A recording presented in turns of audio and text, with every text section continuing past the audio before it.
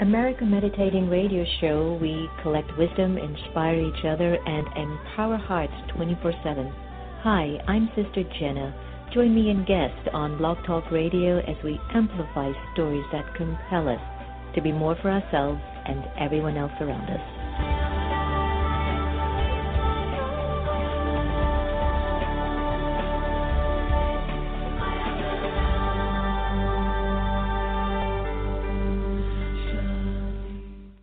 The entire world watched. It's one small step for man, one giant leap for mankind. And humanity saw that the sky was not the limit. Achievement. Pass it on from the Foundation for a Better Life at values.com.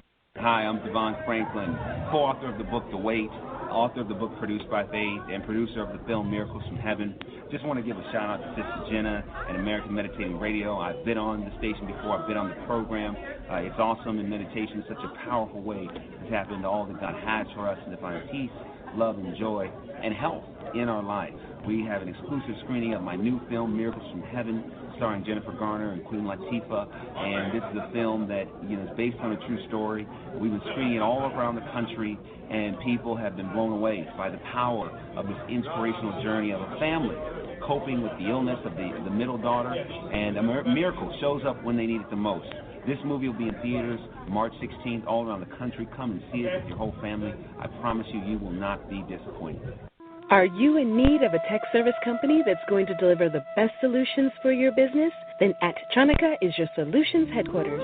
Here we specialize in your individual needs to make sure your business shines. For more information, please call 301-417-0070 or visit us at our website at attronica.net. Attronica, where we deliver for you. Are you stressed, frustrated, or annoyed at work? You don't have to be. Soothe your mind and open your heart as Sister Jenna guides you through a peaceful, calming meditation that will prepare you to focus, be present, and most importantly, bring you back to your inner peace. He went without food, not to lose weight, but to help people lose generations of hate. While many around him rose up with violence, he sat down for peace. When others used religion as an excuse for war, he used it to remind them of love. Mahatma Gandhi made the world a far better place by reaching out with the strength he cultivated within his soul. So, pass it on from the Foundation for a Better Life at values.com.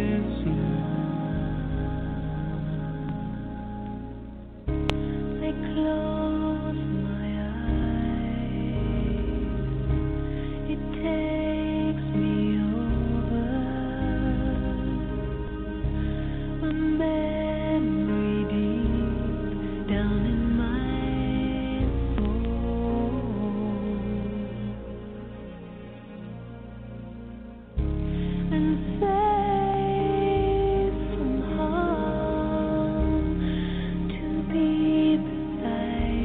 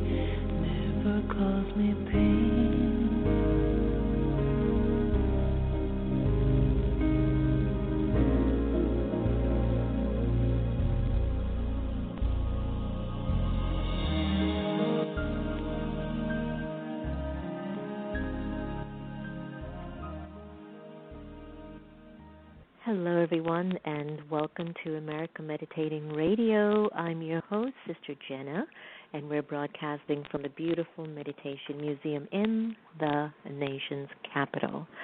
Well, we are getting ready to roll out our new campaign, Meditate the Vote. I'm giving you a little bit of a teaser. And the aim for the America Meditating Radio and our Alliance of Friends is to encourage a very healthy dialogue and conversation and, of course, consciousness in our country, especially at this particular time. I think that we are seeing a unique kind of a dialogue which we're not necessarily accustomed to, at least not at the public platform level in that particular caliber of leadership. And so I think it's waking us up in more ways than we might be aware of.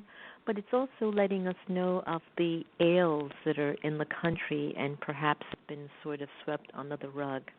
I want everyone to know that on May the 1st, we're going to be launching it, and we are inviting you to start an online community with us by going to Facebook, Meditate the Vote, or Twitter, Meditate the Vote. We're also collecting videos of friends around the country who actually just want to keep amplifying the awareness that before you decide to cast those votes, do pause for a moment, be very introspective, and please note that the decision that you make will impact not only our country for the next 4 years, but perhaps for 8 years and even beyond that. We've got to start thinking about our future generation and not just keep eating to just, fulfill our own needs and, every man for himself concept. I understand where we are and how we've been, geared or designed to be as a nation. And I have to tell you, with the variety of individuals that come from all walks of life, from various countries around the world, you must admit that they have brought and contributed in their own way some of their values and deep-rooted messages to us so that we can actually begin to make the story more wholesome and complete. At least this is my sole request to you, and I think our nation is also looking at returning to its soul. And when I talk about soul, I talk about the original qualities of the soul, the original nature of the soul. These are things that come out from a very positive dimension. It's more looking at how I can make it work rather than how I can break it. It looks at how we can include everyone in the story rather than divide people. It looks at being able to have self-trust, even if I come from a background of pieces and scraps and everything that's been bad. I'm remembering my beautiful mother, Sister Gita, and being orphaned at the age of 5 and not having any role model, anything at all, for her to find her reference in how she should be as a person. It's been interesting to watch her growth in her life for the last 50-something years. And then I look at my father's side, who's Indian and who's been completely loved and sheltered and taken care of and nurtured, and I've seen his story. It becomes clearer to me day by day. Every one of us, we're carrying our own soul's story. Like our very good friend Panache Desai in his book, Soul Signature, we might call it also just you've got your own script that you've come here with. And the more love you can amplify in your story, the less an effect it'll have on us when we are dealing with payback. Whatever we have done on our journey, or even remember half the things I do even yesterday, much less to remember everything I did 20, 40, 50 years ago, or 20, 40 lifetimes ago. I have no idea. I only can look at what's happening with me today and how I'm relating to you and what's unfolding and try to use the best spiritual knowledge that I have gotten from above in those moments and situations so that I can thrive and fly. We're very excited. We're going to be having a conversation with Nic Askew in just a minute. And Nic's been doing some incredible work in filmmaking, which I'm really, really pleased that it's out there. When it came across my table about work, I went, yes, these are the kinds of individuals we really want to keep amplifying on our beautiful show that we do regularly. Before I get Nic on the line, I wanted to do what we do best here, and that's to hold just a minute of realization, remembrance, feelings of awareness. So just rise a little bit above as we take this moment to go into our meditation. Breathe in deeply.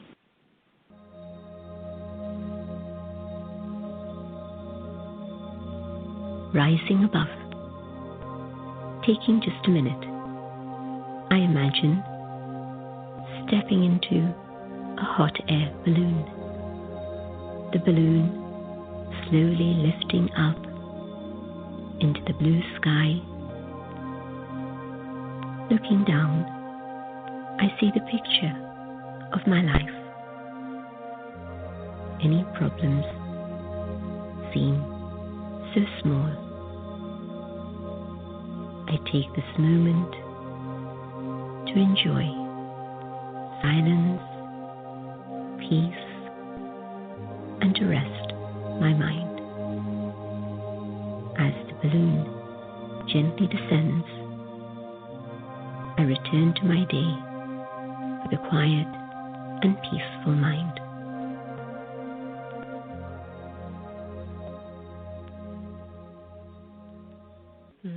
Welcome back. That was from the Just a Minute meditation CD, Sister Genty, Rising Above.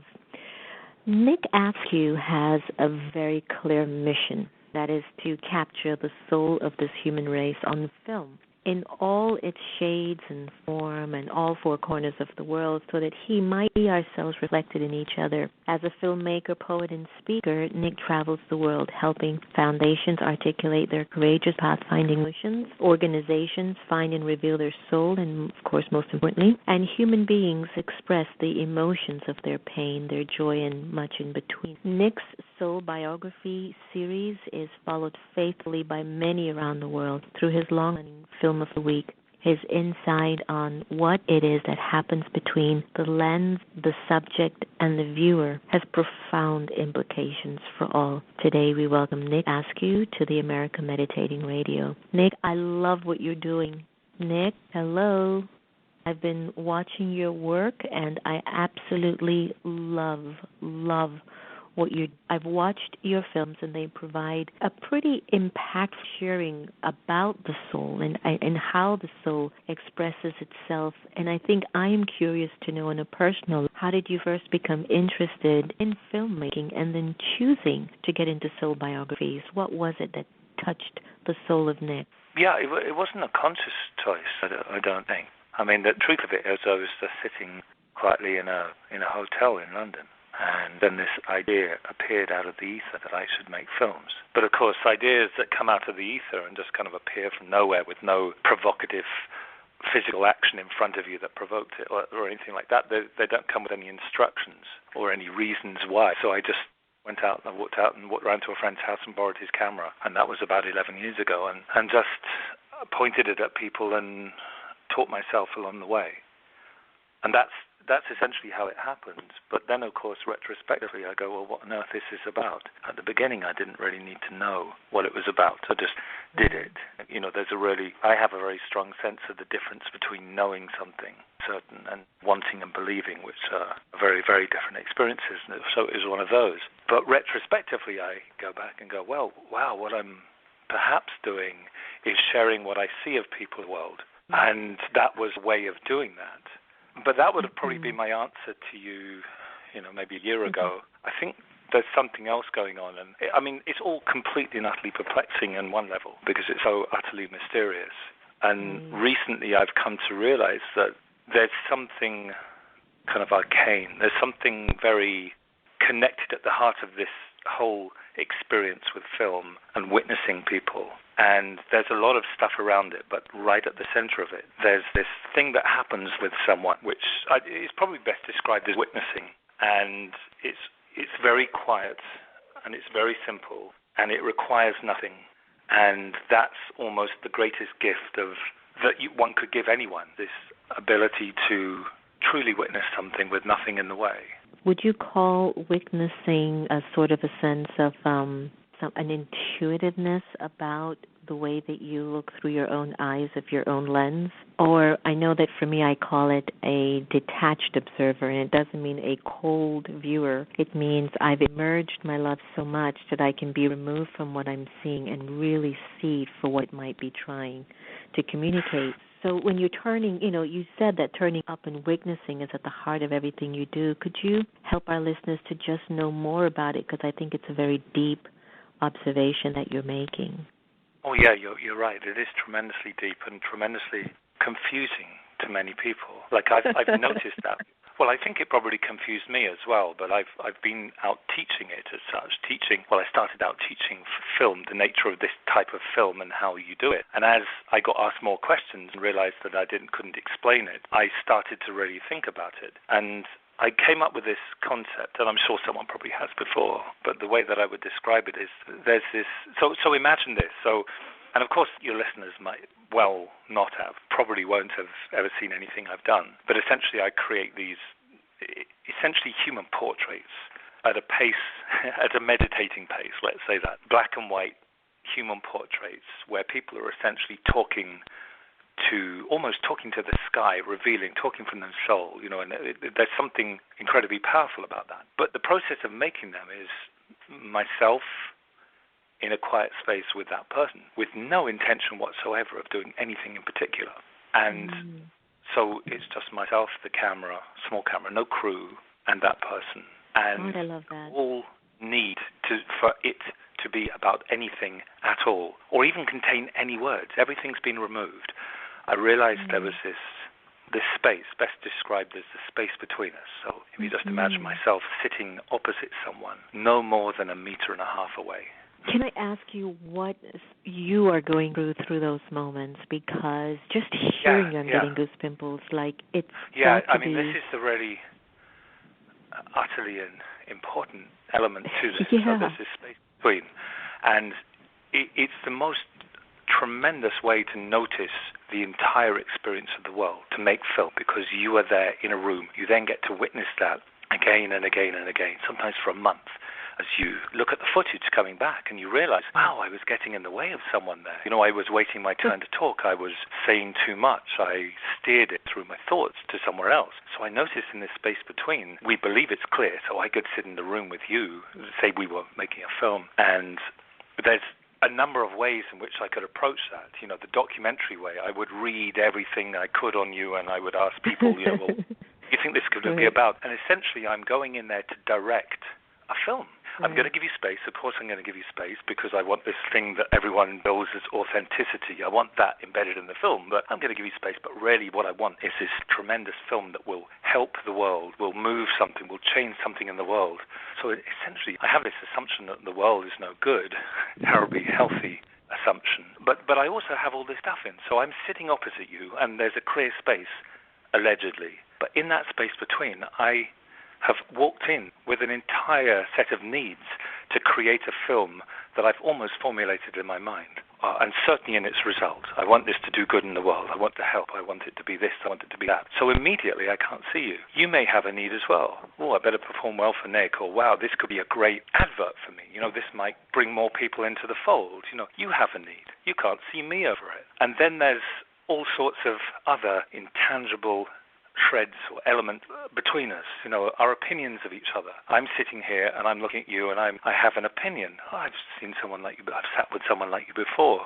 I like the way you do this. I like the way you do that. All this stuff's in the middle and you back to me. And so suddenly there's this seclusion between us. What actually happens when it works, and I've realized that this is probably the point to it all, is, and I'm not sure I'm going to get this right because I still have difficulty explaining it, but people do ask all the time, what happens? What are you doing when you elicit something, quite primal almost from people? The answer is nothing. And I think you might have put your finger on it when you said you're seeing someone but not from yourself. I think everything's removed. It's just kind of like blank. So, for example, someone would sit there and I tend to end up with making films based or with the center of gravity around the subjects that many people won't approach because people aren't brave enough to talk about it. And then when you give them the true space, and there's just true space, people talk. They articulate what their soul has been crying out to say or to recognize or to describe for ages but have never quite had the space to. And so the films tend to be about, anything from, the loss of children, just the sheer fear of the world, to the search for joy, anything it could be, but at a very deep level. Brilliant. When you give space to that, it's like you're not even there. Well, you're not there. It's being observed from somewhere else, and the instructions are coming from somewhere else. I call it the sky. It doesn't really matter what it's called. It's just that, you mentioned the word intuitive. Divine, still intuitive. The ultimate. Well, I don't know. Intuitive, the word to me seems, it's still like I'm in possession of an intuitive power, and it's not that. Mm-hmm. No, it's completely different. It's void of all that. It's like, so we could be sitting and it would be totally silent. Often the films, more and more actually, there's an awful lot of silence. My whole world is That's what I was going to say, Nick. I was going to say that I bet you reach a point where the silence is really amplifying in the filming because, when you move away from all the stories and all the kinds of ways we feel we have to present ourselves to the world, what's left is a silence, and that silence emotes an original state of virtues and love that really doesn't need words. And I believe that, you know what I mean? So many believe that as a society we are moving away from these original innate state of awareness or of the self, a state of virtues and love. And on a personal note, how would Nick describe the current state of humanity when he looks through the lens of his own eye? Current state of humanity? Well, that's a really interesting question. I'll tell you why it's interesting, because I think I've probably remained in the clouds for a long time. So I see this thing and I live this life, which is, I don't know, some people call it poetic or meditative, although I've never done meditation. I just tend to wander around and experience the world, and it's quite good. And I think there's come this choice. It's like, what do I do? At the moment, and I will get to answer your question in a roundabout way, I share film. So I take these experiences and catch them and make art out of them and give them to the world, essentially. That's most of what I've been doing. But then I realized that the world is, well, it's in this state of, I don't know how to describe it, sheer, well, I'm not saying trauma. There's something resonant that's happening. There's a change in the frequency, if you like, and then there's a lot of upset in all systemically, certainly, and deep inside people as well. Suddenly the world is not making sense. And I think about this sometimes, and I think there's a place for, there's definitely places for voices like yours, more philosophical voices in the world, because most voices come with a need to change the world in favor of the voice, of that particular voice. So most things that I hear have a side. It's almost us or them. It's Democrat or it's Republican, or it's you're with the environmental lobby or you're not, and it's fighting everywhere. And so what I hear is that, and what I'm drawn to is like, no, there's something under that you haven't considered. That there's a cause to all conflict, if you like, fighting, and I'm talking about conflict in systems, conflict between countries, between people, and certainly conflict within ourselves as well, which is probably where it all comes from. And that is one of the cause is one of disconnection. We're just disconnected. What I mean by disconnected is disconnected from the experience that we've just been talking about. This very still experience where you suddenly realize that there's no one that you need be, and there's nowhere else you need be. It's almost total and utter peace. It's like, well, here we are. And in that moment, there's no need to fight. And what I see of the world, I mean, everywhere, even in supposedly peaceful places, is this need to reach higher for more. And does seem to me, actually, I steer clear of much of that. You see it viscerally with, I don't know, the crazy drama that's playing out at the moment on the American political scene. And I'm from London, but I live in America, so I'm kind of absorbed in it. Not that we have a television or anything like that, but I do listen to the radio sometimes and see it in social media. But Nick, you have... Nick, what I'd do to have your lens in front of Donald Trump. And I'm saying that with love. I'm saying that with love for his soul, even to put the lens in front of all the presidential campaigners and to observe that scene going into that silence of the soul and the beauty, and then put them on a podium and then tell us, what would you like to do for the world? I think that would be so powerful. Well, here's the thing. unconditionality is just that. There's no conditions. Right. I have this deep knowing that no one needs to deserve to belong. There's no deserving it. It just is. And so there's a total unconditionality when I'm sitting with someone. But it has to be everyone. It can't be selective. It can't be, well, you're an idiot because you're doing this, you're being racist, you're being this. That's the behavior. But underneath that all, there is this extraordinariness, and it's everyone. And I know that. I've filmed in a high security wing of a jail. I've filmed sinners and saints and whatever, and I've always recognized that very same still look in the eyes. And I remember years ago doing that and realizing, oh, it's the same thing, and therefore everything has to be unconditional. So you put Donald Trump in front of a camera, and there's no guarantees that someone would be quiet enough, still enough, to actually recognize something and be haunted by it, almost completely taken aback by, wow, I don't need to shout at world. This person sees me. This camera sees me. Thank God, I can just let go. And that happens all the time. There's something really strange about the camera, actually, and this is what I'm really keen to show a lot of people, that the camera you would imagine would make people self-conscious. Like the world looking in makes you self-conscious, so you get a Mr. Trump or a Mr. or a Mrs. anyone, and the world's looking at them like the world is always looking at all of us as such, and you think, I better tell the world what I think it needs to hear in order to get the result that I need it to get.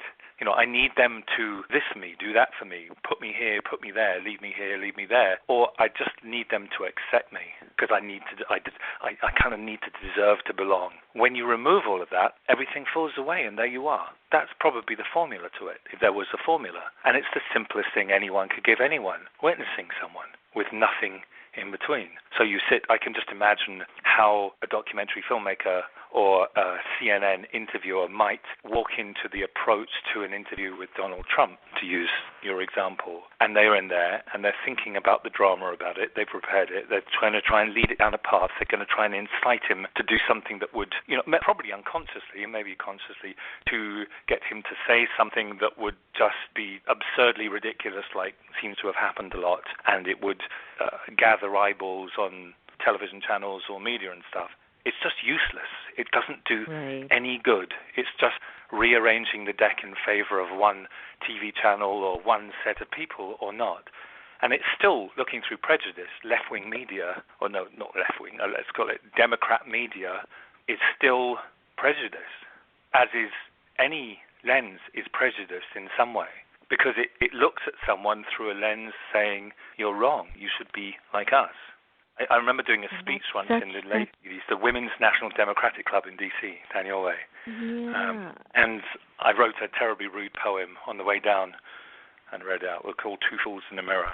And it was essentially about two fools on either side of an argument, and they were just shouting at each other, and there would be no peace until either one could stand in front of a mirror and recognize the other. And I remember making a lot of Republican jokes and then making a lot of Democrat jokes to make a point, I think, probably. But it's like, no, it's a lens. It's more fight. To think that someone's wrong, even though you kind of have this deep sense that their actions are wrong, but to mix that up and say Donald Trump is the most terrible person that ever existed doesn't help. To give someone the space. Now, how that plays out, I don't know. That it's just, if you were in front of my lens, or anyone, to be honest, I would probably be, I don't know, would I be brutal, or would I be terribly compassionate? No, I don't think you would. I don't know. You have to wait for the instructions. But it would be an interesting. I did that in politics once. I was in Guatemala, and I was filming out there, and one Friday afternoon I was kind of really tired. We'd been setting out to catch the soul of the country, and someone came up and said, "Oh, you've got to film this guy. He's a politician." And I went, "Oh, no, thank you. I'm really tired, and I really don't want to do that." So picture this. So I'm outside in this wonderful place somewhere in Guatemala, just outside Guatemala City, and there's this guy there, and he's really nice, and he has a lot of bodyguards in the bushes with guns, because that's generally what happens out there. And so we decided to film outside, and I go, okay, I'll do it. I've got an hour. I could probably stay awake for an hour, so we'll do it. So I'm sitting there, and he starts to give me this speech. And So me being English and quite dry, I said, I'm not doing this. It's a waste of tape. This tape cost me nearly $5. So I switched the camera off and said, I'm not going to do it. And he goes, no, I'll try again. So he tries again, and he just gives me a different speech. And you know when someone's giving you a speech because they're talking at you. They're not wondering. All the words have been preformed. They've been said before. They might even have come from someone else. They're telling the world what they think the world needs to hear in order to get a result. There's little truth in that. And so I switched the camera off and put it in my bag, and I packed everything up, tripod down, whatever, and it's like, it's not going to work. And he goes, just give me one more go. I go, okay. And I don't know whether it was all the guys with the guns in the bushes, but I went, okay, we'll give it another go. And I think fell apart was probably the right word. There was just this very still place, and he realized that, this is what I believe, he realized that I was going to pay utter attention to him, and I didn't need him to be anything. I think that dawned on him. And there was this tremendously long period of silence, and then there he was, and he articulated why he was in this game, and actually how he become a little lost in this game, but why he was, and it was extraordinary. And I bet it was.